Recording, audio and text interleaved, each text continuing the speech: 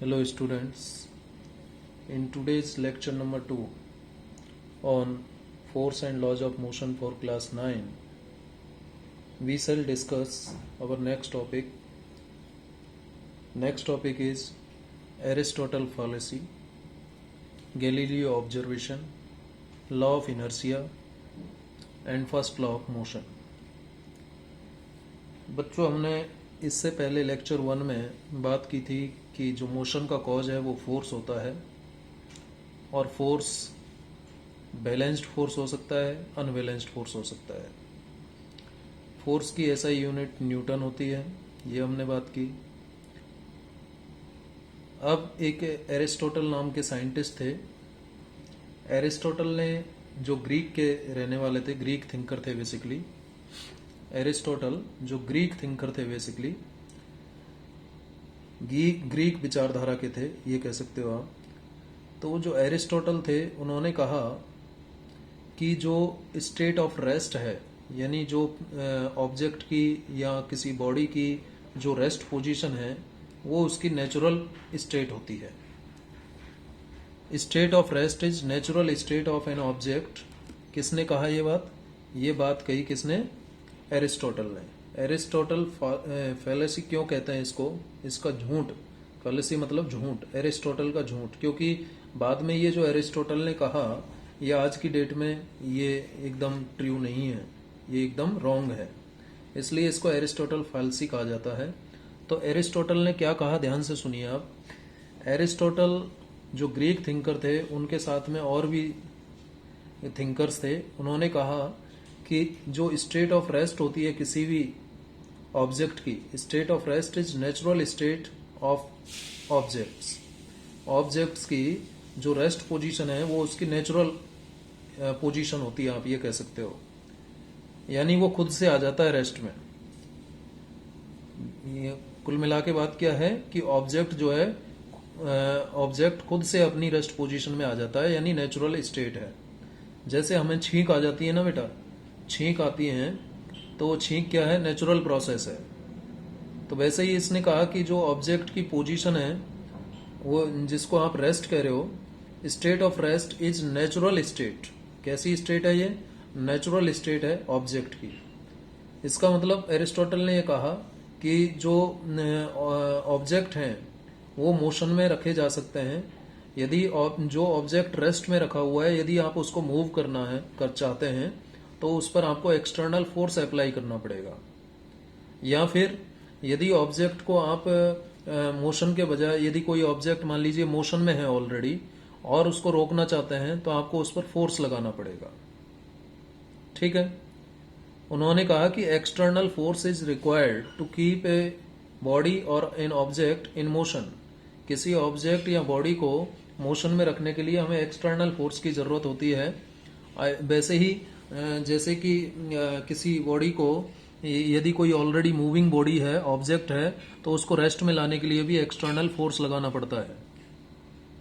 ठीक है। ये बात किसने कही? एरिस्टोटल ने कही। एरिस्टोटल ने कही। क्या कही? दोबारा से देख लेते हैं, डायग्राम के जरिए देखते हैं। एरिस्टोटल ने कहा कि जैसे ये कोई सरफेस है,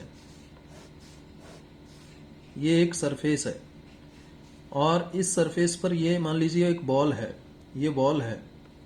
ठीक है। मैं बता रहा हूं एरिस्टोटल ने क्या कहा, उसके बारे में बता रहा हूं। ठीक है। एरिस्टोटल ने क्या कहा वो मैं आपको समझा रहा हूं। तो किसी सरफेस पर जब ये कोई बॉल है, तो इस बॉल पर जब हम फोर्स लगाएंगे, क्या लगाएंगे? फोर्स लगाएंगे, एक्सटर्नल फोर्स जब इस पर अप्लाई करेंगे, और फोर्स लगाने के बाद देखेंगे तो बॉल जो है आगे पहुंच जाएगी, लेकिन आगे कुछ दूरी पर जाने के बाद ये रुक जाएगी। आगे कुछ दूरी पर जाने के बाद ये रुक जाएगी। तो जब एक्सटर्नल फोर्स लगा रहे हैं तो ऑब्जेक्ट आगे मूव कर रहा है। ये किसका कहना था? ये मेरा कहना नहीं है, ये गैलीलियो का कहना नहीं है, ये एरिस्टोटल ने कहा।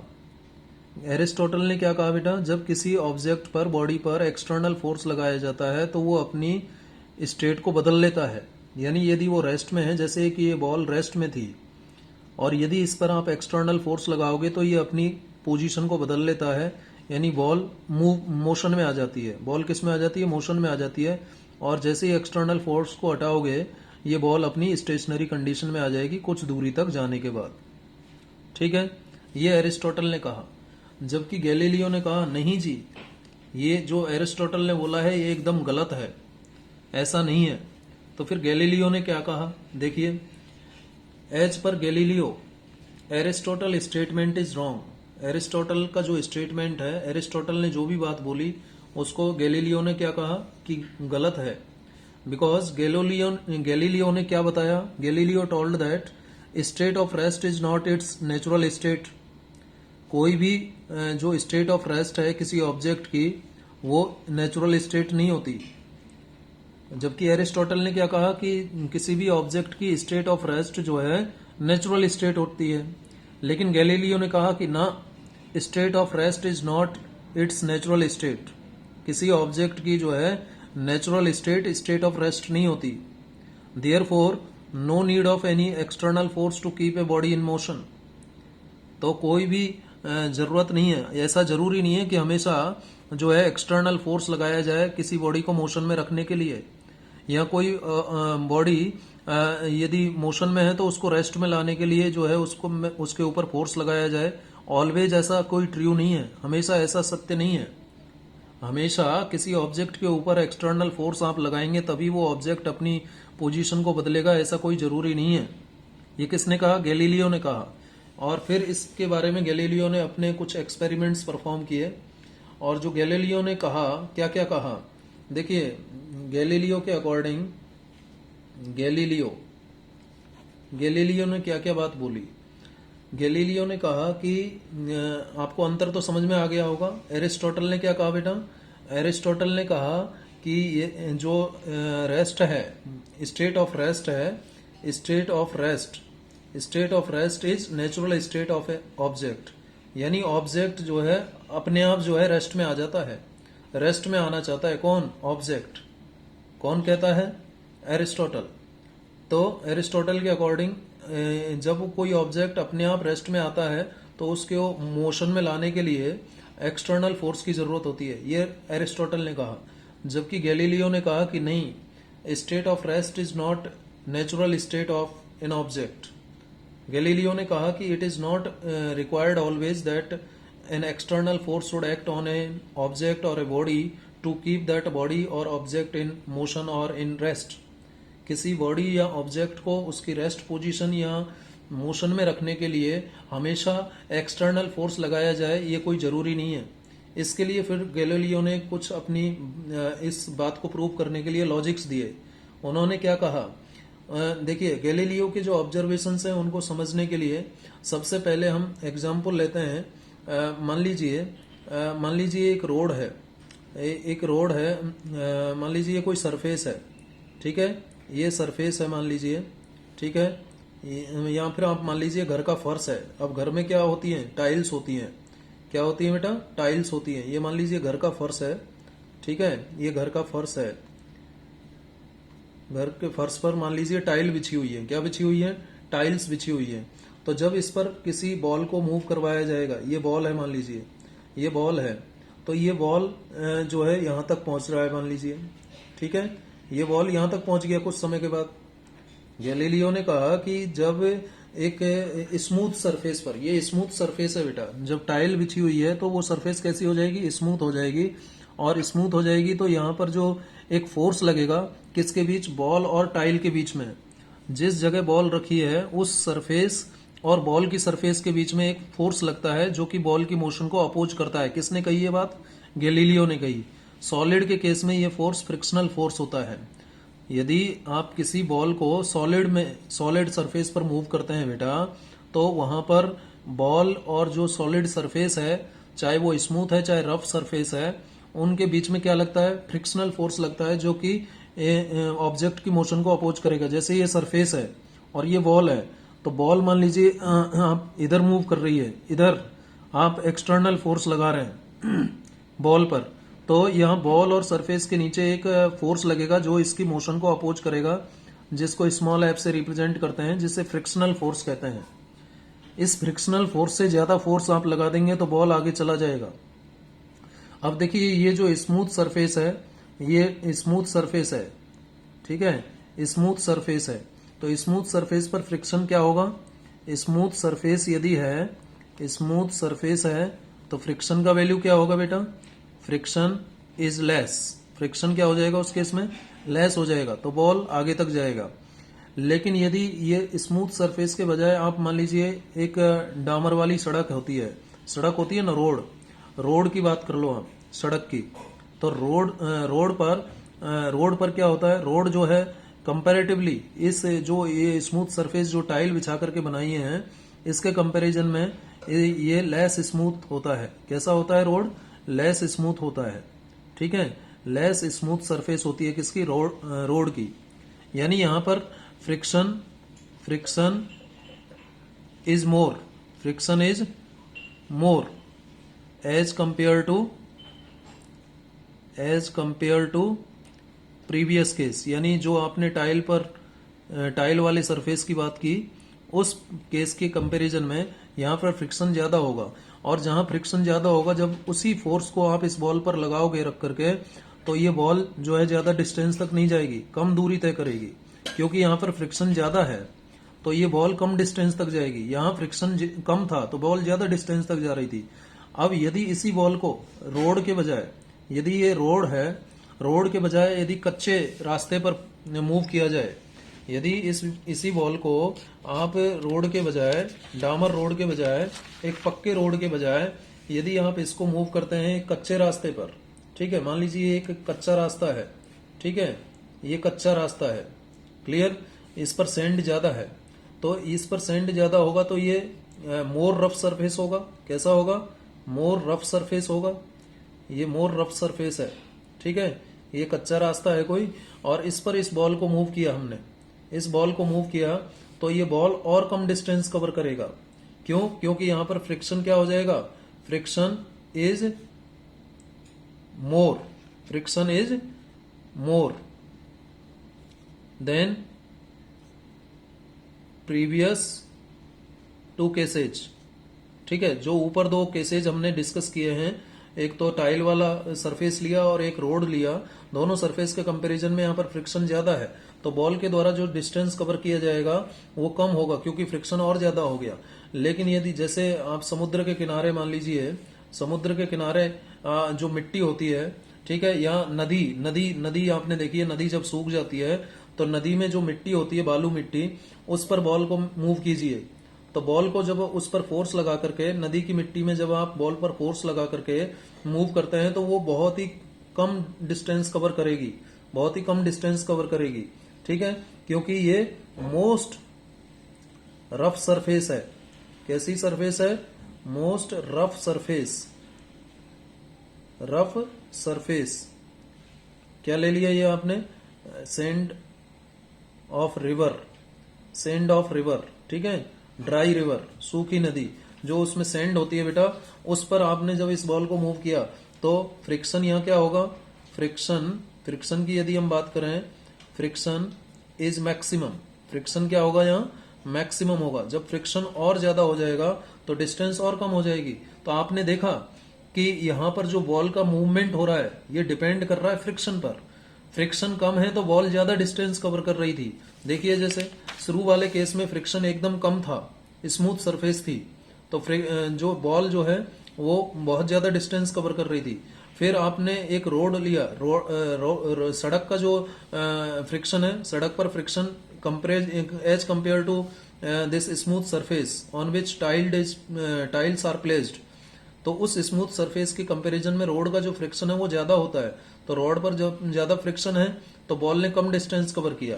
फिर रोड के बजाय यदि आप बात करें कच्चे रास्ते की, तो वहां पर और ज्यादा फ्रिक्शन हो जाता है, और ज्यादा फ्रिक्शन हो जाएगा तो बॉल और कम डिस्टेंस कवर करेगा।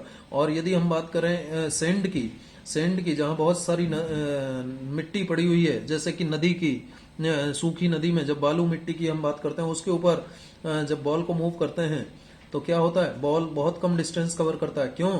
क्योंकि वहां पर फ्रिक्शन मैक्सिमम होता है। तो ये देखिए आप इन चारों केसेज में देख पा रहे हैं कि जो बॉल का मूवमेंट है, बॉल के मूवमेंट का जो स्पीड है बेटा, वो किस पर डिपेंड कर रहा है? फ्रिक्शन पर डिपेंड कर रहा है। बॉल के द्वारा जो कवर की गई डिस्टेंस है वो किस पर डिपेंड कर रही है? फ्रिक्शन पर डिपेंड कर रही है। तो हम ये फाइनली कह सकते हैं कि मोर friction less distance covered.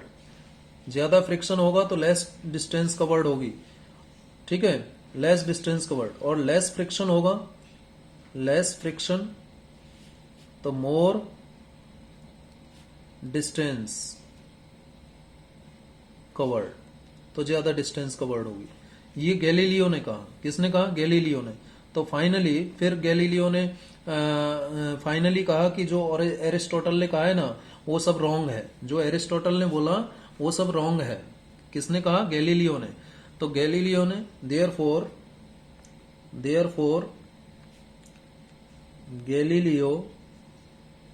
Galileo proved that statement of Aristotle statement of Aristotle is wrong। जो एरिस्टोटल का स्टेटमेंट है वो क्या है? रॉन्ग है। It is known as Aristotle fallacy, Aristotle का झूठ। क्योंकि आज की डेट में जो एरिस्टोटल ने बोला था वो झूठ माना जाता है। क्योंकि इसका मतलब ये हुआ कि जो रेस्ट है ना बेटा, गैलीलियो के अकॉर्डिंग जो रेस्ट पोजीशन है वो नेचुरल स्टेट नहीं होती। तो कई बार एग्जाम में पूछ लिया जाता है कि what was the observation of Galileo, या फिर कहेगा कि how Galileo proved Aristotle's statement false. तो गैलीलियो ने क्या कहा? गैलीलियो ने कहा कि जो स्टेट ऑफ रेस्ट है वो किसी भी ऑब्जेक्ट या बॉडी की नेचुरल स्टेट नहीं होती। ऑब्जेक्ट का जो मोशन होता है, यानी ऑब्जेक्ट यदि रेस्ट में है तो वो मूव करेगा, और यदि मोशन में है तो वो रेस्ट में आ जाएगा। ये इसमें रोल केवल और केवल एक्सटर्नल फोर्स का नहीं होता। एक्सटर्नल फोर्स के साथ साथ फ्रिक्शनल फोर्सेज भी होते हैं। सॉलिड के केस में तो फ्रिक्शनल फोर्स होंगे। यदि सॉलिड सरफेस है तो फ्रिक्शनल फोर्स होगा। सॉलिड सरफेस के केस में तो क्या हो जाएगा? फ्रिक्शनल फोर्स हो जाएगा। लेकिन यदि आप बॉल को लिक्विड में मूव करें, किस में मूव करें?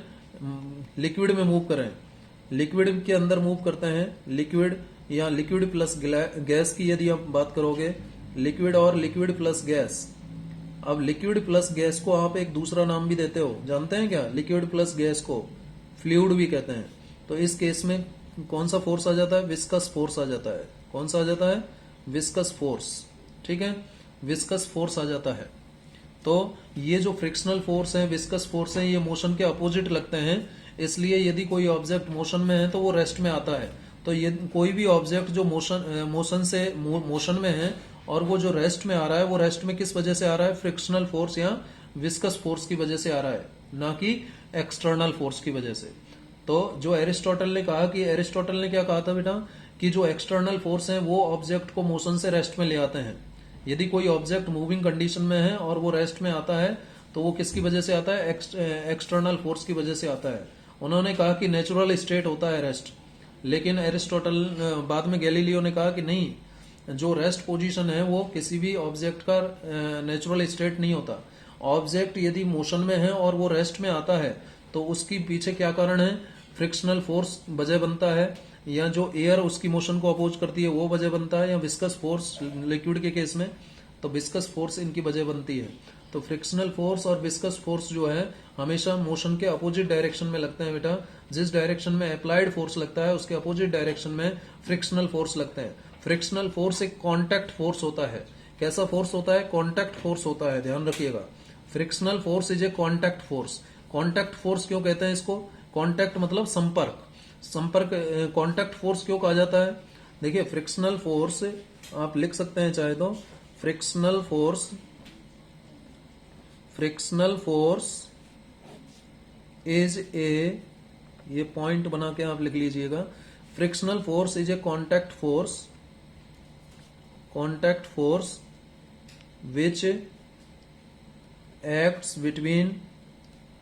which acts between any two surface and it acts opposite to the applied force, that is direction of motion. ठीक है, लेकिन यदि हम और ज्यादा डिटेल में जाएंगे तो फ्रिक्शनल फोर्स जो है ऐसा नहीं है कि हमेशा मोशन को अपोज करते हैं, अपोजिंग फोर्स होता है नो डाउट, लेकिन ऐसा भी नहीं है कि हमेशा ये मोशन को अपोज करते हैं, कई बार ये मोशन को सपोर्ट भी करते हैं। ठीक है, लेकिन वो आगे की बात है, वो हम आगे बात करेंगे। तो फ्रिक्शनल फोर्स के बारे में आपको पता होना चाहिए। तो आई होप कि आपको एरिस्टोटल फॉल्सी समझ में आ गया होगा और फिर गैलीलियो ने क्या बात कही वो आपको समझ में आ गया होगा। ठीक है, चलिए अब हम नेक्स्ट बात करते हैं। नेक्स्ट हम बात करेंगे लॉ ऑफ इनर्सिया के ऊपर। किसके ऊपर बात करेंगे? Law of inertia. Law of inertia जो दिया गया वो गैलीलियो के ऑब्जर्वेशंस के बाद दिया गया था। गैलीलियो ने इसके लिए एक्सपेरिमेंट्स परफॉर्म किए थे। किसके लिए? अच्छा, एक उसमें एक बात और ध्यान रख लीजिए, जो ये गैलीलियो का ऑब्जर्वेशन था ना बेटा, गैलीलियो ने इस एरिस्टोटल के स्टेटमेंट को रॉन्ग प्रूव करने के लिए एक और एक्सपेरिमेंट बताया था। ये तो पहला हो गया एग्जाम्पल गैलीलियो का जो मैंने आपको बताया। ठीक है, ये लॉजिक दिया था। दूसरा जो लॉजिक दिया था गैलीलियो ने, ठीक है, किसके लिए? एरिस्टोटल के स्टेटमेंट को रॉन्ग प्रूव करने के लिए। एक स्टेटमेंट तो ये हो गया, ये एग्जाम्पल एक तरह से गैलीलियो ने तो नहीं दिया था, लेकिन हम समझ सकते हैं कि ये बात गैलीलियो ने कही थी। और जो दूसरा एग्जाम्पल जो आप एनसीईआरटी टेक्स्ट बुक में भी देख सकते हैं, ठीक है, आपके में नहीं होगा तो 11th क्लास की टेक्स्ट बुक में होगा, तो लेकिन पढ़ना तो आपको भी है वो, क्योंकि हम बात कर रहे हैं किसकी? गैलीलियो ऑब्जर्वेशंस की। ठीक है, तो गैलीलियो ने कैसे एरिस्टोटल के स्टेटमेंट को रॉन्ग प्रूव किया, इसके लिए दूसरा एक एक्सपेरिमेंट और किया था। क्या था? उन्होंने एक एग्जाम्पल और दिया था कि देखिए बच्चे, आप सब जो है एक टॉय कार से खेले होंगे, छोटे जब थे बचपन में एक टॉय कार से खेले होंगे। तो टॉय कार जो कि नॉन इलेक्ट्रिक है, कैसी है? नॉन इलेक्ट्रिक है। ऐसा नहीं है कि उसमें चाबी भरी और आगे चले जाए, ऐसी वाली कार नहीं है। सिंपल एक कार है जिसमें व्हील्स लगे हुए हैं, टॉय कार। क्या है? Toy car. ठीक है, इसमें कोई ये नॉन इलेक्ट्रिक है। कैसी है? Non electric. ठीक है, तो इसमें आपने देखा होगा, आप यहाँ एक धागा बांध करके जब इसको आगे हम मूव करते हैं, धागा यहाँ बांध देते हैं और आगे की तरफ बढ़ते हैं तो ये कार भी आगे जाती है। लेकिन जैसे ही हम रुकते हैं तो कार भी रुक जाती है, जैसे ही हम रुकते हैं तो कार भी रुक जाती है। तो जब तक हम ये फोर्स लगा रहे हैं कार पर, तब तक ये कार आगे बढ़ रही है। लेकिन जैसे ही हमने फोर्स लगाना बंद किया कार पर, तो कार वहीं स्टॉप हो जाती है। तो कौन स्टॉप कर रहा है इसको? कौन स्टॉप कर रहा है? कार जिस जगह चल रही है, मान लीजिए ये सरफेस है जिस पर कार मूव कर रही है, ये सरफेस है। तो मान लीजिए कार इस तरफ जा रही है, ठीक है, और ये रस्सी है, ये थ्रेड है जिससे आपने कार को बांधा हुआ है। कौन है ये? थ्रेड। यहां लिख दो, थ्रेड है। थ्रेड से यानी रस्सी से आपने इस टॉय कार को बांधा हुआ है, और इसको जब आप इस तरफ खींचते हो तो ये कार जो है आगे की तरफ बढ़ेगी। लेकिन जैसे ही आप इसको पुल करना बंद कर दोगे, पुल करो या पुश करो, यदि पुलिंग और पुशिंग इसकी बंद कर दोगे तो ये कुछ ही समय के बाद में जो है रेस्ट पोजीशन में आ जाएगी। कौन लाता है इसको रेस्ट पोजीशन में? इस सरफेस और इसके पहियों के बीच में जो फ्रिक्शनल फोर्स लगेगा वो इसको लाएगा ना, किसमें? रेस्ट पोजीशन में लाएगा। तो ये रेस्ट पोजीशन में खुद से नहीं आ रही है, कौन ला रहा है? फ्रिक्शनल फोर्स लग रहा है। यदि आप इस कार को एक जगह से दूसरी जगह मूव करना चाहते हो तो फ्रिक्शनल फोर्स से ज्यादा फोर्स इस पर अप्लाई करना पड़ेगा।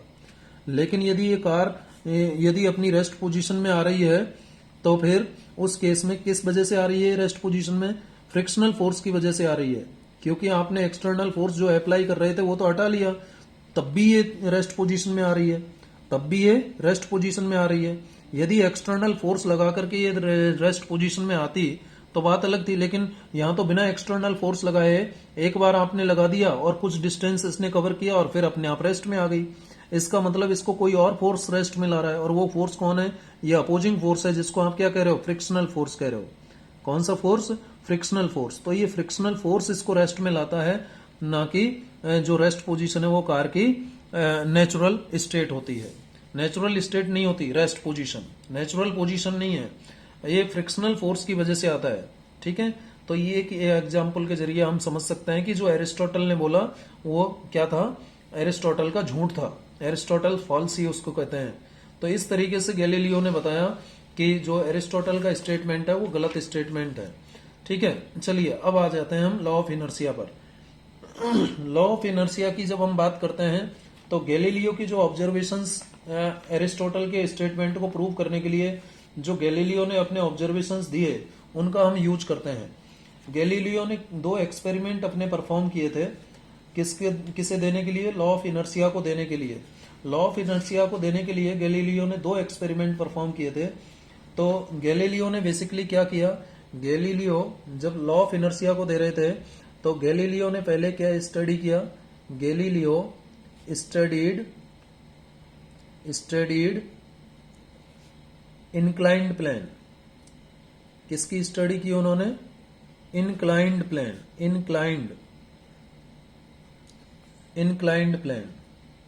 Inclined planes. अब आप कहेंगे सर ये इंक्लाइंड प्लेन क्या होता है, कोई बात नहीं, कुछ भी नहीं है बेटा। यदि एक ऐसा प्लेन जो एक तरफ से ऊंचा उठा हुआ हो और एक तरफ से एकदम डाउन हो, इस टाइप का देखो, यहां से एकदम डाउन है और यहां से इतनी हाइट है इसकी, तो ये मान लीजिए कितने डिग्री पर इंक्लाइंड है, थीटा डिग्री पर इंक्लाइंड है। ठीक है, तो ये इंक्लाइंड प्लेन कहलाएगा, क्या कहलाएगा, झुका हुआ कह सकते हैं इसको आप, थीटा डिग्री पर हॉरिजॉन्टल के साथ। ये हॉरिजॉन्टल है ना, हॉरिजॉन्टल के साथ ये जो सरफेस है ये थीटा एंगल पर इंक्लाइंड है, तो इसे इंक्लाइंड प्लेन कहते हैं।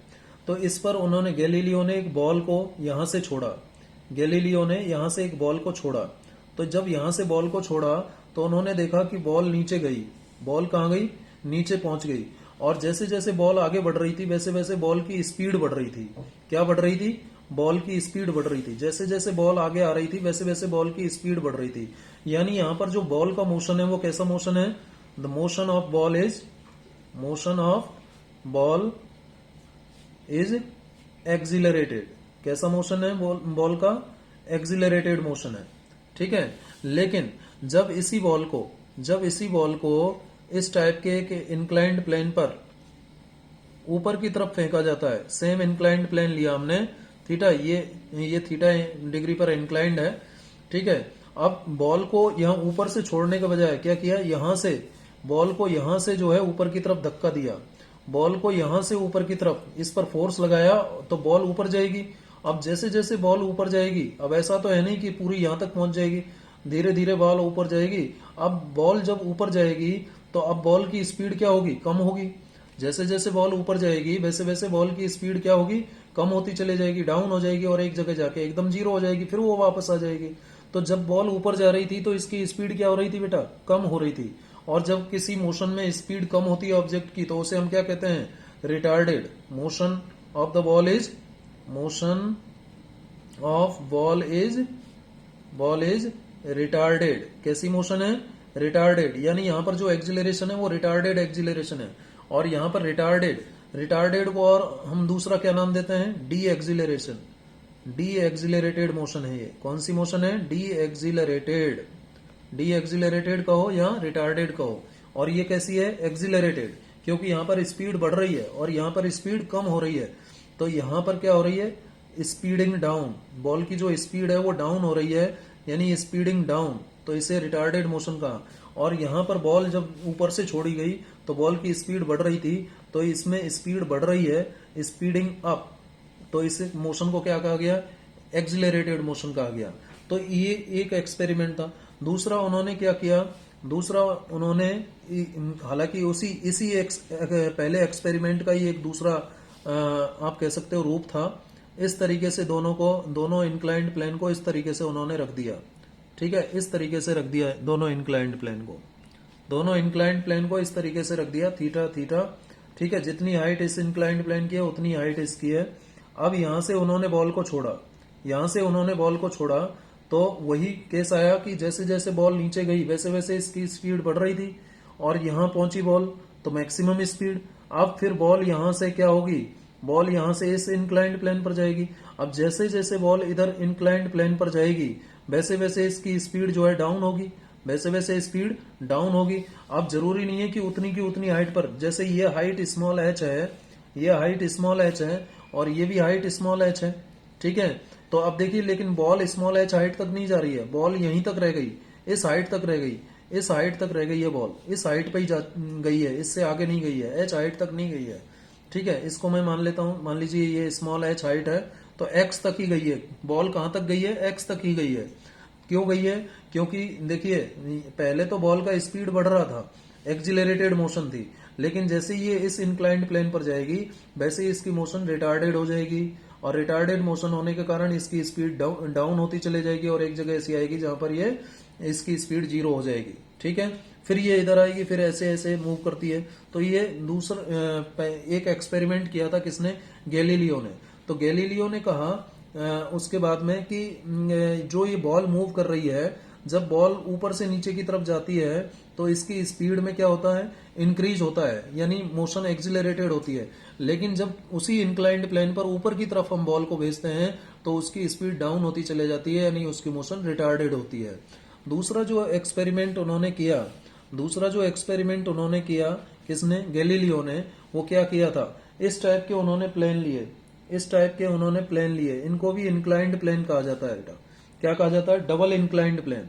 इसको डबल इंक्लाइंड प्लेन कहते हैं। क्यों? एक इंक्लाइंड प्लेन तो ये है और एक इंक्लाइंड प्लेन ये है, इनको डबल इंक्लाइंड प्लेन कहा जाता है। और ये इस तरीके से किसी सरफेस पर रखे हुए हैं। तो ये डबल इंक्लाइंड प्लेन है। ऐसा एक प्लेन लिया, अब उन्होंने यहां से एक बॉल को छोड़ा, ठीक है। यहां से ये बॉल को छोड़ा तो ये बॉल ऐसे गई बेटा, ये बॉल ऐसे गई, ऐसे गई, ऐसे गई, ऐसे गई, यहां जाएगी, और यहां एकदम ऊपर तक नहीं जाएगी, यहां तक ही पहुंच पाई। एकदम ऊपर तक नहीं जा रही है, यहां तक नहीं गई है, यहां तक ही पहुंच पाई। इसका मतलब इस सरफेस में कुछ ना कुछ फ्रिक्शन है। क्या है? फ्रिक्शनल सरफेस है ये। कैसी सरफेस है? फ्रिक्शनल सरफेस है, यानी यहां पर फ्रिक्शन अपना काम कर रहा है। जैसे कि यहां पर फ्रिक्शन ने अपना काम किया, ऊपर जब गई तो फ्रिक्शन ने ही तो उसकी मोशन का अपोज किया। अब जब ऊपर जा रही है तो फ्रिक्शन जो है इसकी मोशन को डिक्रीज करने में ज्यादा हेल्प मिल रही है फ्रिक्शन को। तो वैसे ही यहाँ पर जो सरफेस है वो बहुत ज्यादा स्मूथ नहीं है। जो आपने इंक्लाइंड प्लेन लिए हैं, डबल इंक्लाइंड प्लेन लिया है, ये बहुत ज्यादा स्मूथ नहीं है। तो ये बॉल जो है यहीं तक पहुंची। लेकिन यदि हम स्मूथनेस बढ़ा दें इसकी, ठीक है, या स्मूथनेस बढ़ाने के बजाय यदि हम इंक्लाइंड प्लेन को इस तरीके से कर दें, देखिए पार्ट बी में, यदि इसी इंक्लाइंड प्लेन को, जो ऊपर इंक्लाइंड प्लेन बनाया हुआ है, यदि इसी इंक्लाइंड प्लेन को थोड़ा सा आगे से हम क्या कर देते हैं, इस साइड से इस तरीके से कर देते हैं।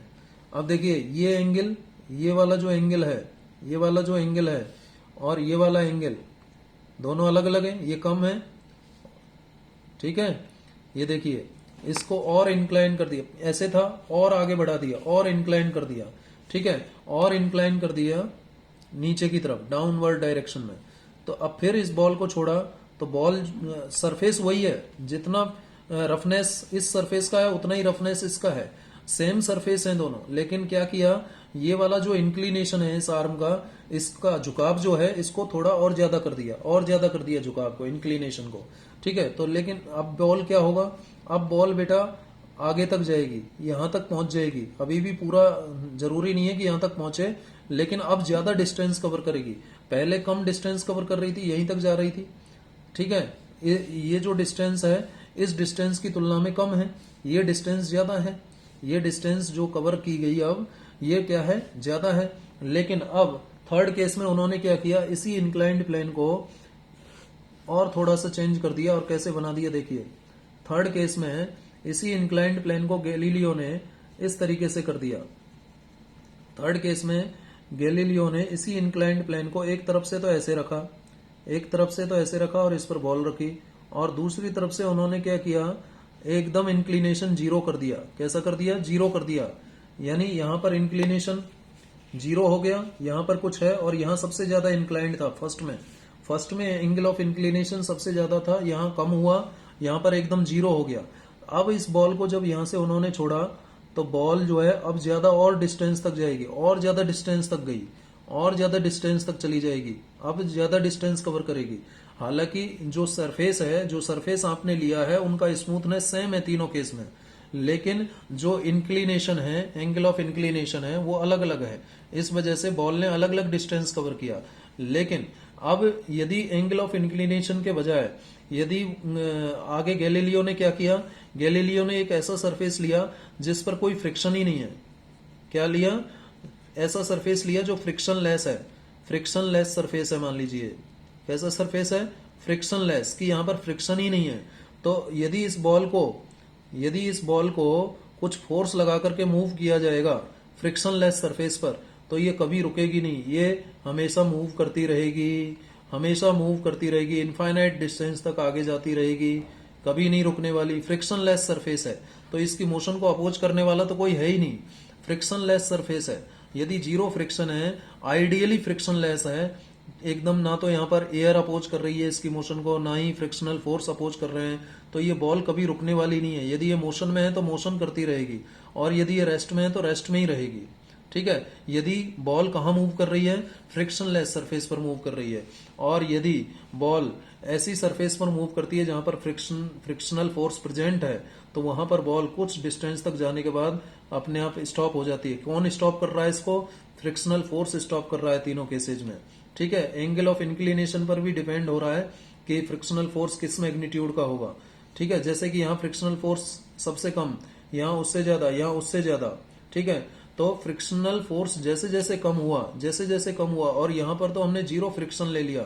फ्रिक्शन लेस का मतलब यहाँ फ्रिक्शन है ही नहीं, ये तो जीरो फ्रिक्शन है, यानी बहुत ज्यादा स्मूथ सरफेस है।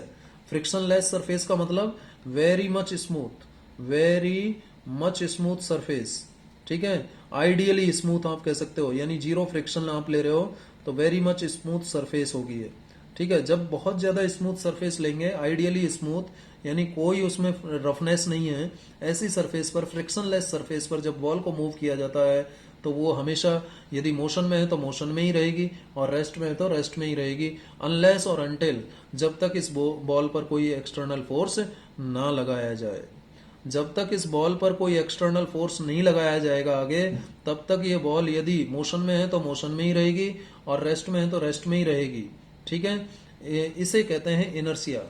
इस बॉल के इस प्रॉपर्टी को, बॉल कह दो या ऑब्जेक्ट का यही प्रॉपर्टी क्या कहलाता है? इनर्सिया कहलाता है बेटा। और इसी के बाद में, इन दोनों एक्सपेरिमेंट्स के बाद में, फिर गैलीलियो ने अपना एक्सपेरिमेंट दिया जिसे क्या कहा गया? लॉ ऑफ इनर्सिया कहा गया। क्या कहा गया बेटा? Law of inertia. तो लॉ ऑफ इनर्सिया में उन्होंने क्या बोला वो उसको लिख लेते हैं। So as per Galileo, summarise कर सकते हैं हम इसको, किसको? गैलीलियो के लॉ ऑफ इनर्सिया को। ठीक है, क्या कह सकते हैं? सो according to above experiments performed by Galileo, law of inertia may be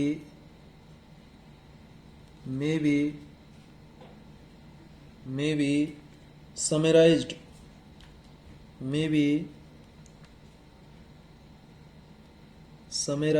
as, क्या, कैसे समराइज का मतलब है कैसे शॉर्ट में लिखा जा सकता है इसको? if the net external force is zero, if the net external force on a body और ऑब्जेक्ट, किसी बॉडी या ऑब्जेक्ट पर यदि नेट एक्सटर्नल फोर्स जीरो है, इज जीरो, ठीक है, तो body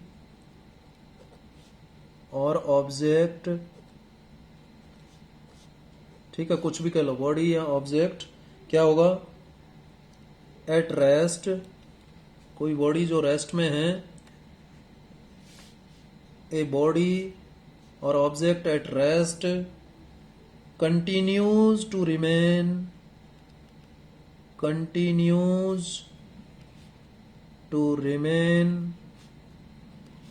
at rest, continues to remain at rest and a body or object in motion continues to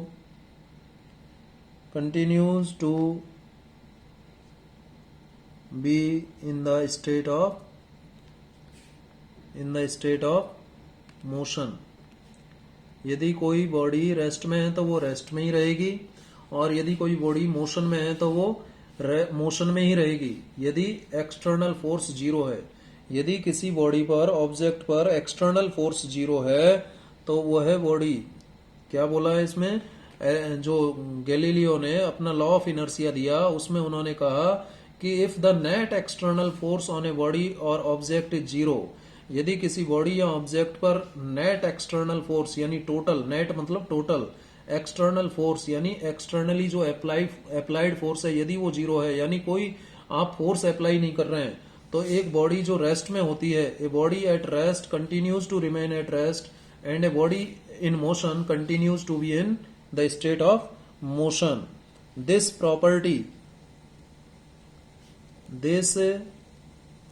property of the body or object, ये जो property है किसकी? बॉडी की. कौन सी प्रॉपर्टी?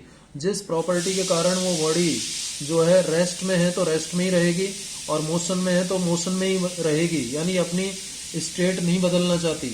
तो ये जो प्रॉपर्टी है बॉडी की, ऑब्जेक्ट की, ये प्रॉपर्टी क्या कहलाती है? Is called inertia.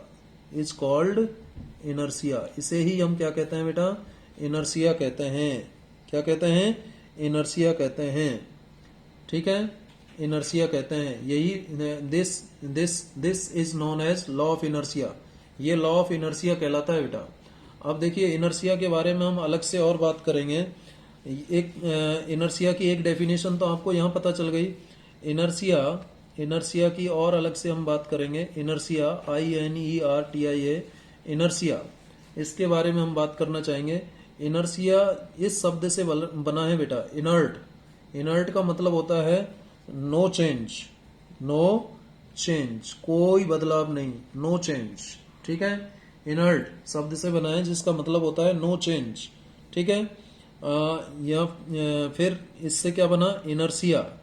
और इनर्शिया का मीनिंग होता है, इनर्ट का मतलब नो चेंज, इनर्शिया का मतलब है रेजिस्टेंस टू चेंज, यानी चेंज का विरोध. रेजिस्टेंस का मतलब विरोध है यहाँ पर. ठीक है, रेजिस्टेंस यानी चेंज में विरोध, चेंज का जो विरोध करता है उस प्रॉपर्टी को क्या कहते हैं? इनर्शिया. उस प्रॉपर्टी को क्या कहते हैं? इनर्शिया. ठीक है, तो हम क्या लिख सकते हैं?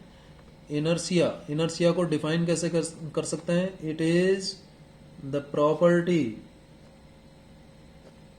Of a body or object. It is the property of a body or object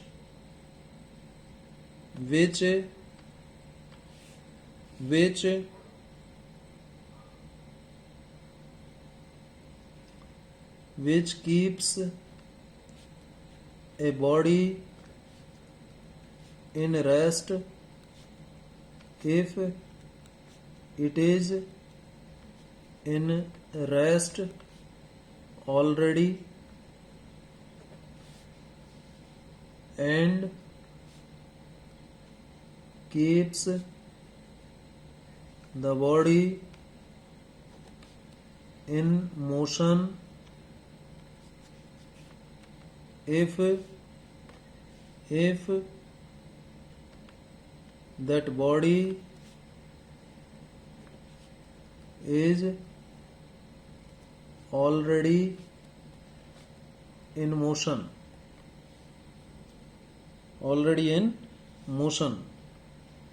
unless, और या सिंपली ऐसे लिख दो, unless an external force is applied on body to change the state। क्या लिखा बेटा? इनर्शिया एक प्रॉपर्टी है किसकी? बॉडी की, जो कि किसी बॉडी को रेस्ट में रखेगी यदि वो पहले से रेस्ट में है। यदि कोई बॉडी पहले से रेस्ट में है तो वो रेस्ट में ही रहेगी, और यदि कोई बॉडी पहले से मोशन में है तो वो मोशन में ही रहेगी, जब तक कि अनलेस मतलब जब तक कि कोई एक्सटर्नल फोर्स उस बॉडी पर अप्लाई नहीं किया जाता। क्योंकि एक्सटर्नल फोर्स जब तक अप्लाई नहीं होगा तो स्टेट चेंज नहीं होगी। तो शॉर्ट में हम लिख सकते हैं, शॉर्ट में, और आप लिख सकते हो इसको, क्या लिख सकते हैं? ए property of a body because of which जिसके कारण, a property of body because of which that body does not change its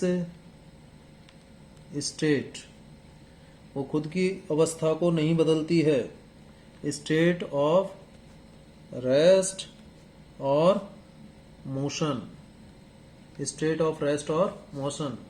A property of a body because of which that body does not change its state of rest or motion. जैसे ये pen है, ये pen rest में ही रहना चाहता है जब तक कि इस पर ऐसे एक्सटर्नल फोर्स ना लगा दूं, और यदि ये मोशन में है तो ये मोशन में ही रहेगा जब तक कि इस पर कोई एक्सटर्नल फोर्स लगा करके इसको रोका ना जाए। तो किसी बॉडी या ऑब्जेक्ट की वह प्रॉपर्टी जिसके कारण वो बॉडी जो है अपनी रेस्ट पोजीशन में या मोशन में ही रहना पसंद करती है, खुद से अपनी पोजीशन को नहीं बदलती। A property of a body because of which that body does not change its state of rest or motion at its own, खुद से नहीं बदलती। एट इट्स ऑन, खुद से नहीं बदलना चाहती। यदि एक्सटर्नल फोर्स लगेगा तो ही बदलेगी, अदरवाइज खुद से तो नहीं बदलेगी। इसे कहते हैं इनर्शिया। बॉडी की इस प्रॉपर्टी को क्या कहते हैं? इनर्शिया। यानी जैसी अवस्था में है ऑब्जेक्ट या बॉडी, उसी अवस्था में रहना पसंद करता है जब तक कि उस पर कोई एक्सटर्नल अनबैलेंस्ड फोर्स ना लगा दिया जाए।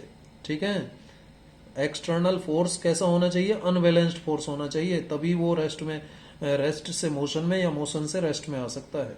ठीक है, चलिए ये बात हो गई इनर्शिया की।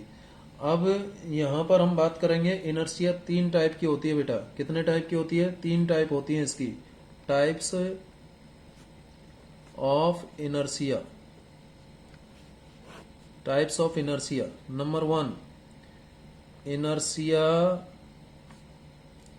Inertia at rest.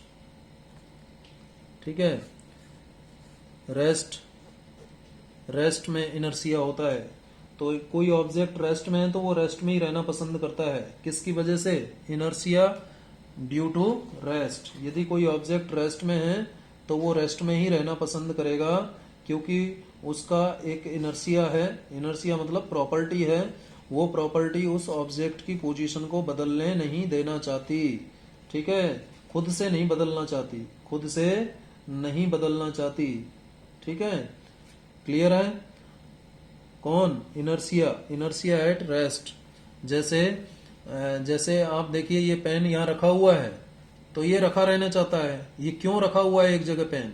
क्योंकि इनर्शिया ड्यू टू रेस्ट है, यानी इसके पास प्रॉपर्टी है। कौन सी? रेस्ट की प्रॉपर्टी है। रेस्ट का इनर्शिया है इसके पास, और वो रेस्ट में जो इनर्शिया रहता है ऑब्जेक्ट के पास, वो इनर्शिया इस ऑब्जेक्ट को मोशन में नहीं लाना चाहता, खुद से नहीं लाना चाहता।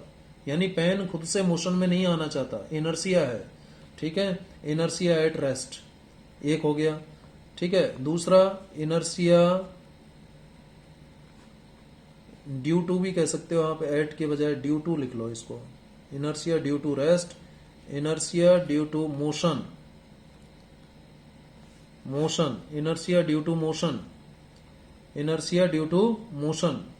देखो रेस्ट का एग्जाम्पल तो क्या हो गया, if an object is at rest, is at rest, it will remain, it will remain in rest unless an external force is applied on it। ठीक है, वैसे ही इनर्शिया ड्यू टू मोशन क्या होगा, if an object is in motion, it will remain in motion, it will remain in motion unless an external unbalanced force is applied on it, applied on it। ठीक है, unbalanced force लगना चाहिए, यहां भी unbalanced force आएगा, ध्यान रखना। तो इनर्शिया ड्यू टू रेस्ट का मैंने आपको बताया, जैसे आप किसी गाड़ी में बैठे हो ना बेटा, इसका इनर्शिया ड्यू टू रेस्ट का एक एग्जांपल ये भी हो सकता है, आप किसी गाड़ी में बैठे हो, गाड़ी खड़ी हुई है, बस खड़ी हुई है स्टैंड पर, बस खड़ी हुई है और खड़ी हुई बस में आप बैठ गए जाके। अब बस अचानक चलना शुरू कर देती है, बस अचानक चलना शुरू कर देती है, तो आपकी बॉडी तो रेस्ट में ही रहना पसंद करेगी, बस ने चलना शुरू किया, तो फिर हमें किस तरफ धक्का महसूस होता है, किस तरफ धक्का महसूस होता है जब बस चलने लगती है। तो जब बस चलने लगती है तो हम किस तरफ मूव करते हैं, पीछे की तरफ जाते हैं। ठीक है, पीछे की तरफ जाते हैं, जाते हैं या नहीं पीछे की तरफ, तो वो इनर्शिया ड्यू टू रेस्ट के कारण है। जैसे पेड़ की पत्तियां होती है ना बेटा, पेड़ मान लीजिए पत्ती जो है, पेड़ टेनिस पर जो पत्तियां होती हैं ब्रांचेज में, वो लीव्स जो हैं वो रेस्ट में हैं। अब अचानक हवा चलना शुरू हुई, अब हवा ने क्या किया, हवा ने क्या किया, उस टहनी को हिला दिया, ब्रांच को हिला दिया। अब लेकिन पत्तियां तो रेस्ट में रहना चाहती हैं, पत्तियां तो रेस्ट में रहना चाहती हैं, तो इसलिए इनर्शिया ड्यू टू रेस्ट के कारण वो पत्तियां किस में रहना चाहती हैं, रेस्ट में रहना चाहती हैं। लेकिन उन जो हवा है उनको रेस्ट में नहीं रहने देना चाहती, तो फिर वो क्या हो जाती हैं, वो जो टहनी होती है, ब्रांच होती है, उससे वो अलग हो जाती हैं, पत्तियां टूट के नीचे गिर जाती हैं। कई ज्यादातर आप देखते हैं जब ड्राई हो जाती है ना पत्तियां, तब बहुत ज्यादा टूट के गिरती है नीचे। ठीक है, थोड़ी सी हवा चलने पर टूट के नीचे गिर जाती है। तो ये भी एक एग्जाम्पल हो सकता है किसका, इनर्शिया ड्यू टू रेस्ट का। एग्जाम्पल देखिए ये भी हो सकता है, कैरम बोर्ड आपने खेला है, कैरम, कैरम खेलते हो आप, तो इस बुक में, आपकी बुक में एग्जाम्पल दे रखा है, देखिए कैरम वाला, ये वाला जो एग्जाम्पल है, ये पाइल्स बनाते हो आप कैरम की, क्या बनाते हो, पाइल्स बनाते हो ना कैरम का। पाइल, पाइल मतलब एक के ऊपर एक कैरम को रखते हो, कैरम के जो कॉइन हैं उनको एक के ऊपर एक रखते हो, फिर स्ट्राइकर से हिट करते हो। अब स्ट्राइकर से, ये स्ट्राइकर जिस कैरम कॉइन में जाके लगेगा, ये स्ट्राइकर जिस कैरम कॉइन में जाके लगेगा, बॉटम में लगेगा, बॉटम में जब लगेगा तो बॉटम की जो कैरम कॉइन है वो तो आगे निकल जाएगी, लेकिन बाकी वहीं गिर जाती हैं, बाकी कैरम कॉइन वहीं गिर जाते हैं, क्योंकि बाकी कैरम कॉइन तो रेस्ट में है, उन पर तो कोई एक्सटर्नल फोर्स लगा ही नहीं। एक्सटर्नल फोर्स जो लगा वो तो किस पर लगा, नीचे वाली कैरम पर लगा, इसलिए नीचे वाली कैरम निकल के आगे भाग जाती है, नीचे वाली कैरम जो है आगे दौड़ जाती है, आगे निकल जाती है, लेकिन बाकी जो कैरम है जिन पर एक्सटर्नल फोर्स लगी नहीं रहा है वो वहीं की वहीं नीचे गिर जाती है। ठीक है, ऐसा ही एक और एक्टिविटी है, आपने अपने डेली लाइफ में देखा भी होगा, जब किसी, मान लीजिए ये ग्लास है, ये ग्लास है, ये ग्लास है बेटा, इस ग्लास के ऊपर ये आपने कार्डबोर्ड रखा है और इस पर आपने कॉइन रख दिया, मान लीजिए 5 रुपीज का कॉइन रख दो, उसमें थोड़ा वजन होता है ना, इसलिए 5 रुपीज का कॉइन रख दो इस पर। अब इसको फ्लिक करो, फिंगर से फ्लिक करो, हिट करो, मतलब हिट करोगे तो देखो ये कार्डबोर्ड है, ये तो आगे चला गया, क्योंकि हिट करने से जो आपने एक्सटर्नल फोर्स लगाया वो तो कार्डबोर्ड पर लगा, कार्डबोर्ड तो आगे निकल गया, लेकिन कॉइन देखो ग्लास में ही गिर गया। कॉइन कहाँ गिर गया, ग्लास में, क्योंकि कॉइन तो रेस्ट में था, रेस्ट में ही रहना चाहता है। ठीक है, inertia, inertia at rest, coin के पास कौन सा इनर्शिया, इनर्शिया एट रेस्ट, तो वो कॉइन रेस्ट में रहना चाहता है, और रेस्ट में रहने के कारण वो वहीं की वहीं गिर गया, लेकिन जो जिस पर आपने एक्सटर्नल फोर्स लगाया कार्डबोर्ड आगे निकल गया। तो ये सारे एग्जाम्पल हैं किसके, इनर्शिया एट रेस्ट के। ठीक है, वैसे ही इनर्शिया ड्यू टू मोशन के क्या एग्जाम्पल्स हो सकते हैं। अब जैसे बस का ही एग्जाम्पल ले लो, मूविंग बस होती है, मूविंग बस में बेटा जब बस मूव कर रही होती है, बस के दरवाजे पर लिखा रहता है कि चलती हुई बस में ना उतरे, ऐसा लिखा रहता है ना, चलती हुई बस में ना उतरे। और उसके बाद में जब उतर भी रहे हैं, थोड़ी सी धीरे चल रही है बस, कई जल्दीबाजी करने वाले साहबजादे जो है उतर जाते हैं और फिर धड़ाम से नीचे भी गिरते हैं, लेकिन फिर भी बस के दरवाजे पर लिखा रहता है कि चलती हुई बस में ना उतरें, चलती हुई ट्रेन से ना कूदें, ऐसे भी लिखा रहता है ना भाई। रेलवे स्टेशन पर प्लेटफॉर्म पर जब ट्रेन पहुंचती है तो कई लोगों को तो पता नहीं किस बात की जल्दी होती है, वो बहुत जल्दी दौड़ना चाहते हैं, वहां से भागना चाहते हैं। ठीक है, तो वो भागने के चक्कर में फिर गिर जाते हैं। तो क्यों, जब ट्रेन चल रही थी या बस चल रही थी तो आपका जो बॉडी है, जो शरीर है, वो भी तो मूव कर रहा था उसी स्पीड से जिस स्पीड से बस या ट्रेन मूव कर रही थी। अब आप चलती हुई बस या ट्रेन से नीचे कूदोगे, जंप करोगे, तो नीचे कौन है, जमीन है, जमीन तो रेस्ट में है। अब अचानक आप रेस्ट, आपका जो पैर है वो तो रेस्ट में आ जाएगा, लेकिन बाकी हिस्सा तो मोशन में ही था ना। कौन सी, किस स्पीड से मोशन में था बाकी हिस्सा, जिस स्पीड से बस या ट्रेन मूव कर रही थी। इसलिए जब पैर अचानक रेस्ट में आएंगे और बाकी हिस्सा मूव कर रहा है तो क्या होगा, गिर जाओगे अनबैलेंस होकर के। ठीक है, तो वो इनर्शिया ड्यू टू मोशन के कारण ऐसा है। ठीक है, ऐसे ही जब आप चलती हुई बस में जब ब्रेक लगाते हो, जब ब्रेक लगाते हो आगे कहा जाता है कि सीट बेल्ट का प्रयोग करें। कहा जाता है ना कि जब भी आप कार में बैठे हैं, ठीक है, या बस ड्राइवर को बोला जाता है, कार ड्राइवर्स को, जितने भी व्हीकल के ड्राइवर्स हैं उनको बोला जाता है कि सीट बेल्ट का प्रयोग करें। क्यों कहा जाता है, सीट बेल्ट सेफ्टी के लिए होता है। क्यों, क्योंकि जैसे आप मूव कर रहे हो, आपकी कार मूव कर रही है, आपकी बस मूव कर रही है, तेजी से चल रही है, ठीक है, 40 किलोमीटर पर आवर या 50 किलोमीटर पर आवर पर चल रही है। अब अचानक आगे कुछ आ जाता है तो अचानक ब्रेक लगाने पड़ गए। जैसे ही अचानक ब्रेक लगाए तो बस तो रेस्ट में आ गई, लेकिन आपका शरीर तो मोशन में था। ठीक है, वो थोड़ी ना रेस्ट में आ जाएगा इमीडिएटली, इमीडिएटली रेस्ट में नहीं आएगा। तो शरीर मोशन में था, आप खुद तो मोशन में थे। किस किस स्पीड से मूव कर रहे थे, जिस स्पीड से बस मूव कर रही थी। अब बस के तो ब्रेक अप्लाई किए, बस एकदम स्टॉप हो गई। ठीक है, लेकिन आपका शरीर मूव कर रहा था, तो सिर आपका जाकर के कहीं आगे जो है भिड़ नहीं जाए सरफेस से, कार की सरफेस से, ठीक है, फूट नहीं जाए, उससे बचाने के लिए, इंजरी से बचाने के लिए सीट बेल्ट का उपयोग करने के लिए कहा जाता है। तो ये इनर्शिया ड्यू टू मोशन का एग्जाम्पल हो गया। ठीक है, इनर्शिया ड्यू टू मोशन का एग्जाम्पल हो गया। तो चलते हुए व्हीकल से आपको उतरना भी नहीं चाहिए, डेंजरस होता है, बहुत ज्यादा डेंजरस होता है। अरे 2 मिनट लेट हो जाओगे तो उसमें क्या फर्क पड़ रहा है, ठीक है, लेकिन चलते हुए नहीं उतरना चाहिए।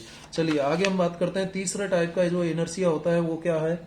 Third type of inertia, inertia due to direction. ये तीसरा टाइप का इनर्शिया होता है बेटा, इनर्शिया ड्यू टू डायरेक्शन। अब इसका एग्जाम्पल क्या है, आपने कई बार बचपन में ये एक्टिविटी की होगी, एक रस्सी ली होगी और रस्सी से आपने एक बॉल बांधी होगी, कपड़े की बॉल बनाई होगी कभी किसी ने, है ना, गांव में जो रहते हैं, मैंने तो बहुत बनाई है बेटा, हम तो बहुत खेले हैं, उम्मीद है आप लोग भी बहुत खेले होंगे, आप में से कई लोग। तो कपड़े की बॉल से ये धागा बांध करके फिर आपने ऐसे घुमाया होगा और इस तरीके से ये घूमने लग जाती है सर्कुलर पाथ में। कैसे पाथ में घूमती है, सर्कुलर पाथ में घूमती है। अचानक आप इसको घुमाना बंद कर दो, अचानक आप इसको घुमाना बंद कर दो, ये बॉल कहाँ लगेगी, आपके सिर पे आके लगेगी, है या नहीं। तो इसमें पत्थर नहीं बांधना है, नंबर 1, नहीं तो खुद का सिर फोड़ लोगे, और हाथ से छूट गया धागा तो किसी और दूसरे का सिर फोड़ दोगे। ठीक है, तो कपड़े की बॉल जिससे कि चोट ना लगे, ऐसी एक बॉल बांधिए, ठीक है, और उसको घुमाइए, घुमाइए तो सर्कुलर पाथ में घूमेगी। अब आप बॉल को, मान लीजिए बॉल घुमा रहे हो आप, और घुमाते हुए यहां से आप छोड़ दो, देखो यहां पर इसकी डायरेक्शन ऐसे होगी, यहां चली जाएगी बॉल तो यहां पर ऐसे डायरेक्शन होगी, यहां पर डायरेक्शन ऐसे होगी, यहां पर डायरेक्शन ऐसे होगी। मैंने सर्कुलर मोशन के केस में बताया था मोशन में, ठीक है ना, सर्कुलर मोशन नहीं भी बताया तो आप जान लीजिए सर्कुलर मोशन होती है, बताया था वैसे मैंने आपको मोशन वाले चैप्टर से।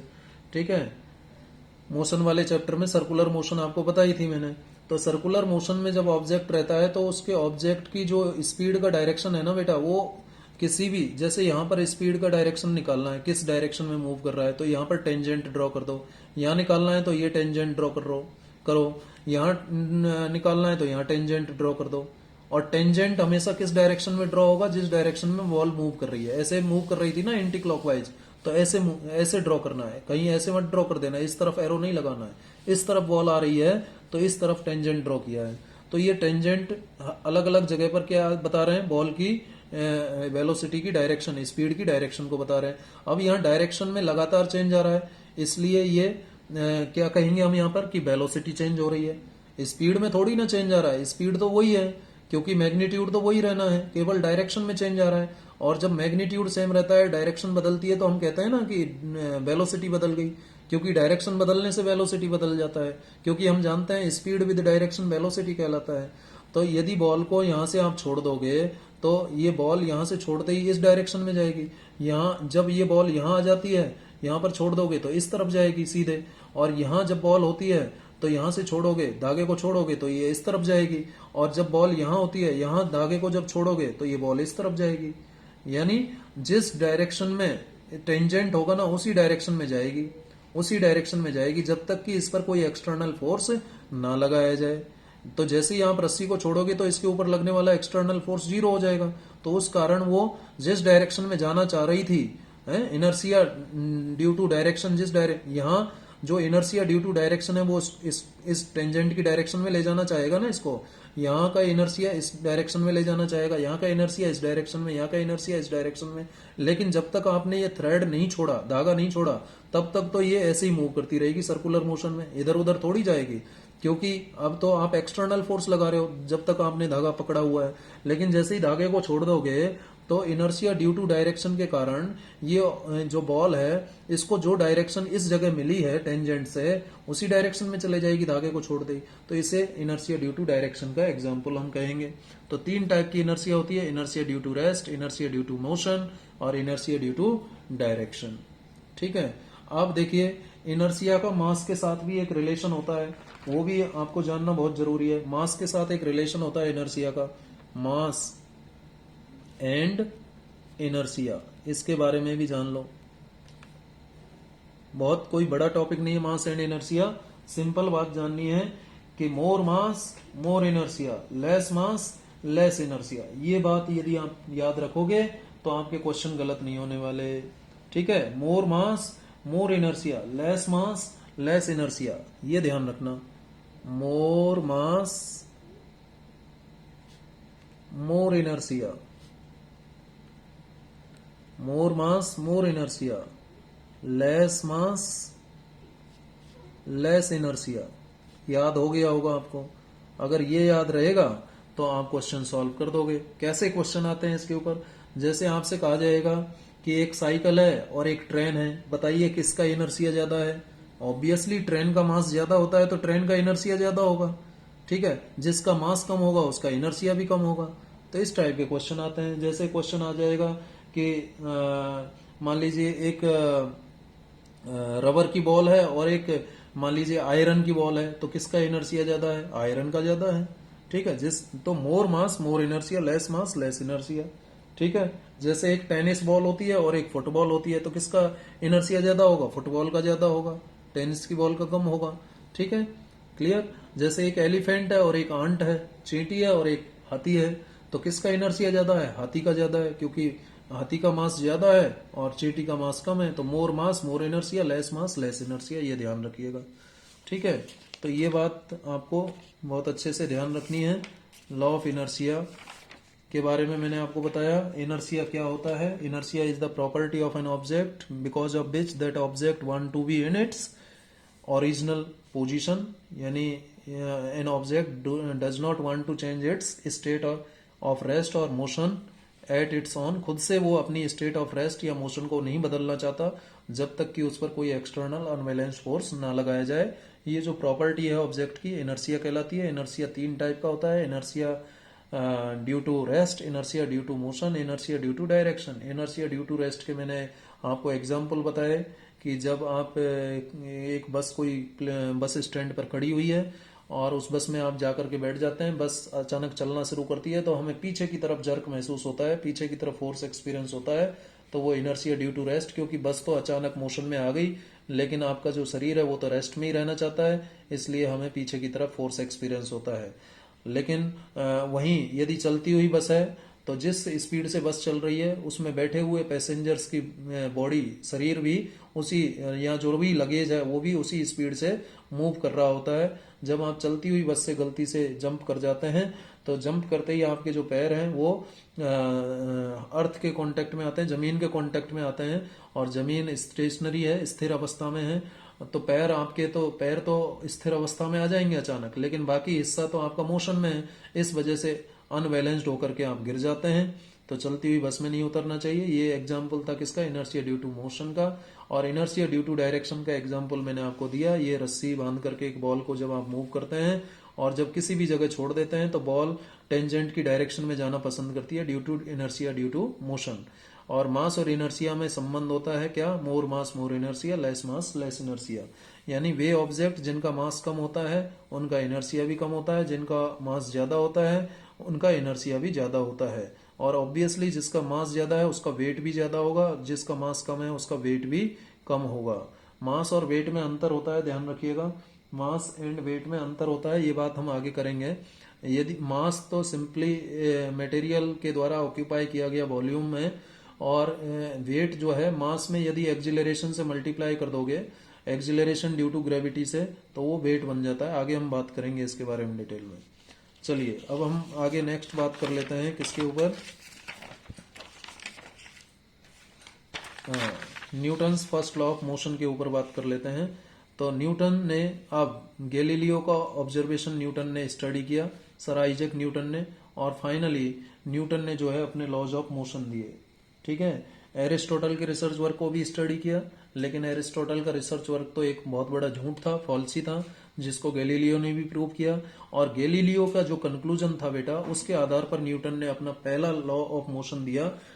This first law of motion given by Newton is also known as, this law is also known as, ध्यान रखिएगा, also known as law of inertia. इसे हम लॉ ऑफ इनर्शिया भी कहते हैं, ध्यान रखिएगा बेटा, लॉ ऑफ इनर्शिया के नाम से भी इसे हम जानते हैं। किसे, फर्स्ट लॉ ऑफ मोशन को, फर्स्ट लॉ ऑफ मोशन को लॉ ऑफ इनर्शिया के नाम से भी हम जानते हैं। क्या कहता है first law of motion, every body as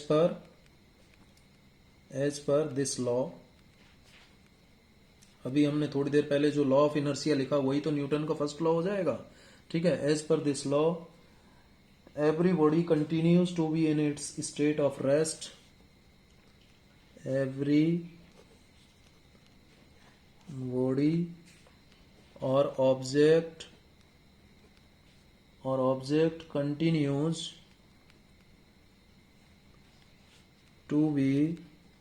continues to be in its state of rest और motion, state of rest or motion, unless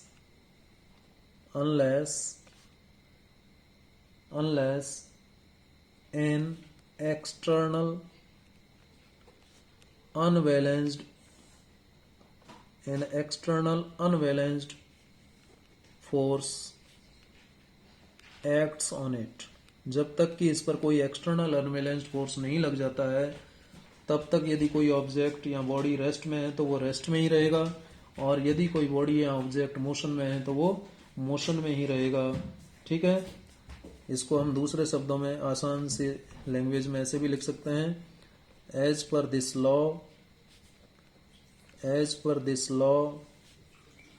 if an object और a body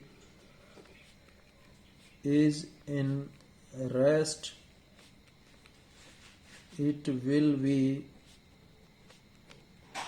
in rest, and if an object or a body is in motion, it will be in motion, it will be in motion,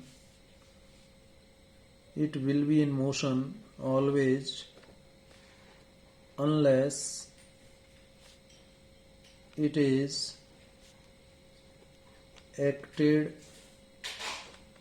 upon by an external unbalanced force. मतलब कोई object यदि rest में है तो वो rest में ही रहेगा, और यदि कोई ऑब्जेक्ट मोशन में है तो वो मोशन में ही रहेगा हमेशा, जब तक कि इस पर कोई एक्सटर्नल अनबैलेंस्ड फोर्स नहीं लगाया जाए। क्योंकि जो सरफेस है वो कैसी सरफेस कंसीडर की है? फ्रिक्शन लेस सरफेस कंसीडर की है। सरफेस कैसी है? फ्रिक्शन लेस सरफेस है। ठीक है। So if the external force on a body is zero, तो आप कह सकते हैं यदि किसी ये तो फर्स्ट लॉ हो गया न्यूटन का। अब यहां से एक कंक्लूजन निकल के आता है। क्या कंक्लूजन निकल के आता है? If external force on A body और an object is zero, तो उस बॉडी या ऑब्जेक्ट का एक्सिलरेशन जो होगा, it's acceleration will be zero. यानी किसी बॉडी या ऑब्जेक्ट पर कोई फोर्स नहीं लग रहा है तो उसका एक्सिलरेशन जीरो होगा। एक्सिलरेशन जीरो नहीं होगा यदि एक्सिलरेशन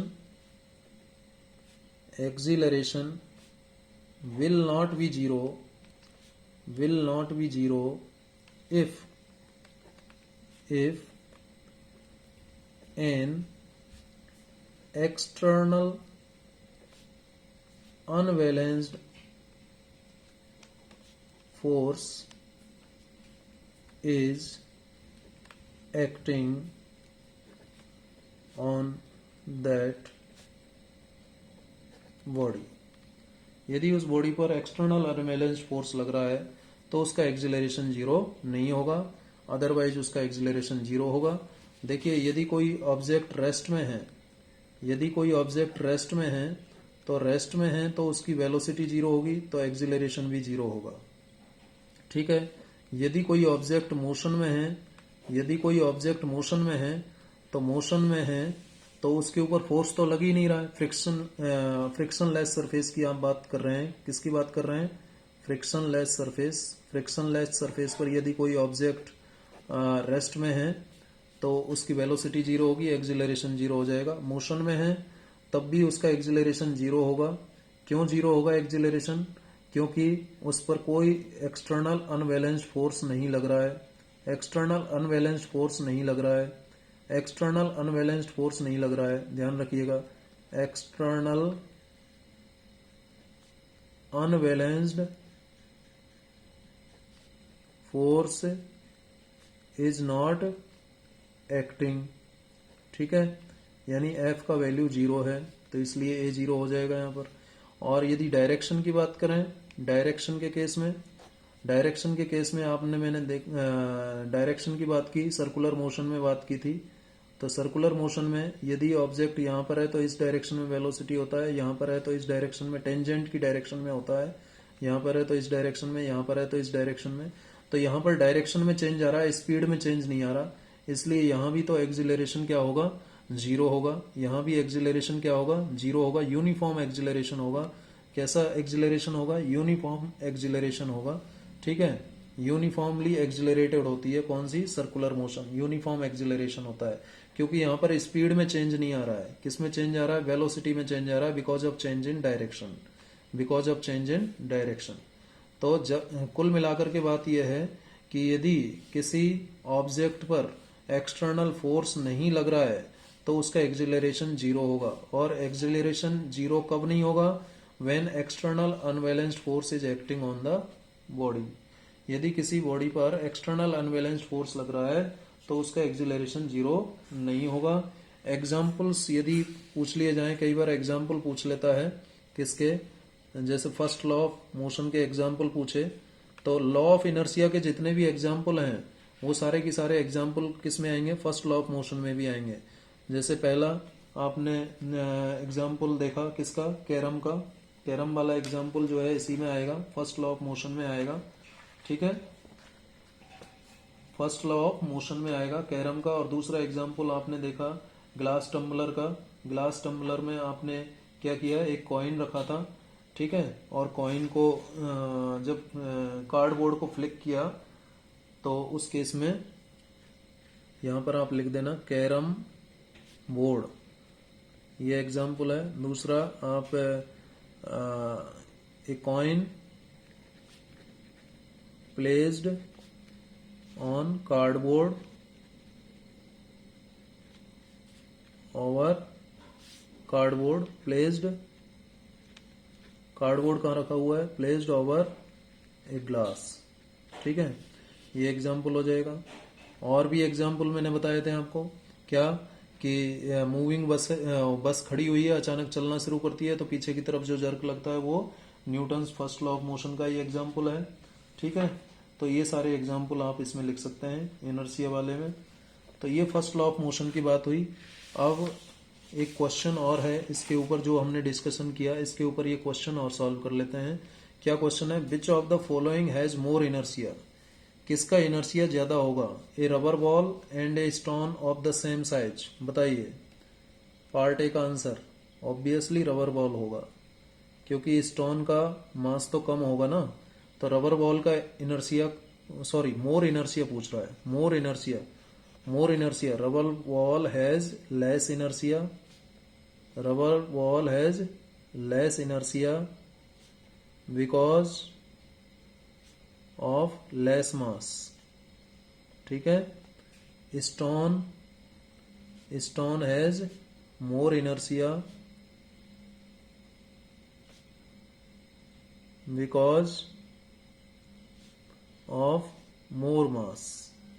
स्टोन का मास ज्यादा होता है तो स्टोन का इनर्शिया ज्यादा हो जाएगा। अब दूसरा है बाईसाइकिल एंड ए ट्रेन, तो किसका इनर्शिया ज्यादा होगा, ट्रेन, ट्रेन का इनर्शिया ज्यादा होगा, मोर इनर्शिया ट्रेन, क्योंकि ट्रेन का मास ज्यादा होता है। ठीक है, बाईसाइकिल का कम है तो बाईसाइकिल का इनर्शिया कम होगा। इन कंपैरिजन कर रहे हैं हम, ऐसा नहीं है कि हमेशा साइकिल का कम हो जाएगा इनर्शिया।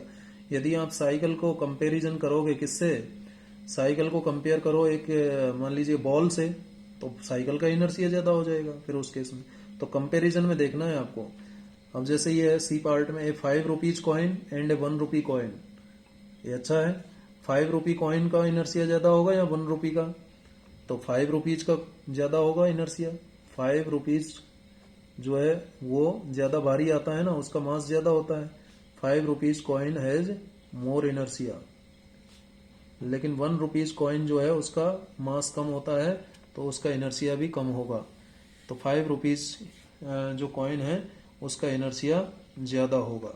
ठीक है, चलिए आगे और देखते हैं क्वेश्चन और क्या कह रहा है। देखिए, ये भी एक क्वेश्चन है। In the following example try to identify the number of times the velocity of the ball changes, कि बॉल की वेलोसिटी कितनी बार चेंज हो रही है, इसको आइडेंटिफाई करना है। क्या एग्जाम्पल है, a football player kicks a football to another player.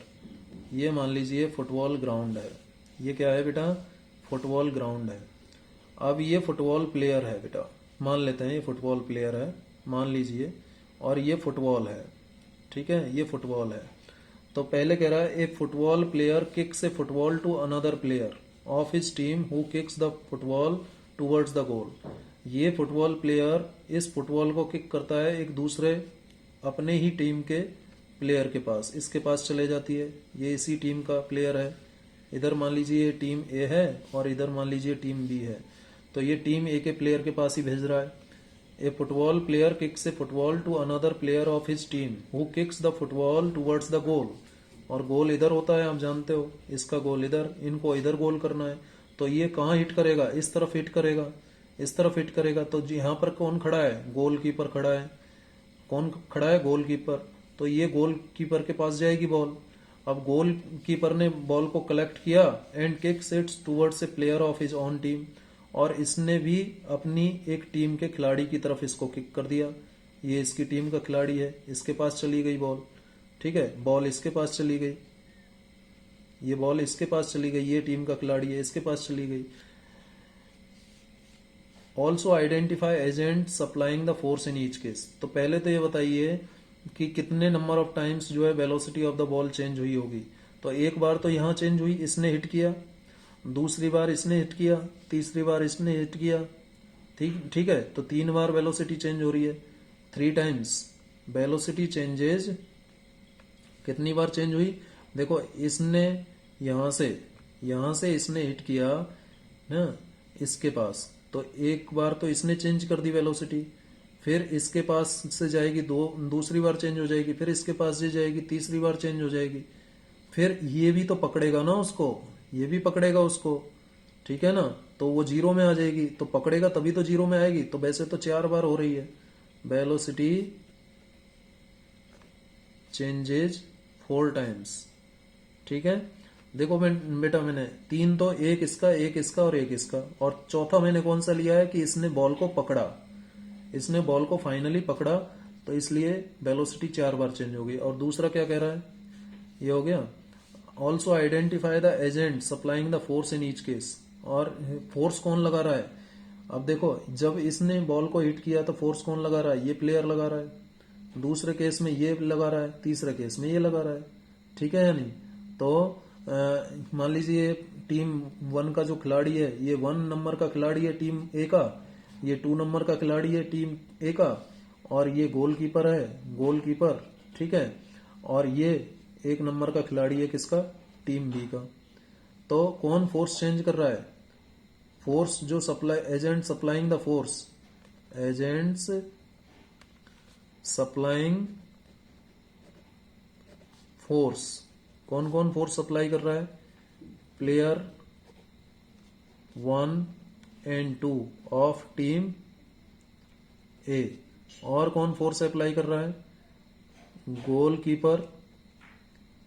Goalkeeper and player 1 of team B, ठीक है।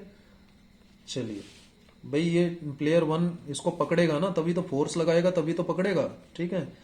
तो ये वेलोसिटी चेंज हो रही है 4 बार, और इस तरीके से ये कौन फोर्स लगा रहा है, एजेंट कौन है भाई, पैर से हिट कर रहे हैं, ये वाले एजेंट है, प्लेयर 1 और 2 तो टीम ए के हैं, और गोलकीपर और प्लेयर 1 टीम बी से हैं। चलिए नेक्स्ट सवाल देखिए, ये मैंने इन टेक्स्ट क्वेश्चन लिए हैं, ध्यान रखना, ये पेज नंबर 118 पर लिखे हुए हैं। थर्ड क्वेश्चन देखिए, explain why some of the leaves may get detached from a tree if we vigorously shake its branch।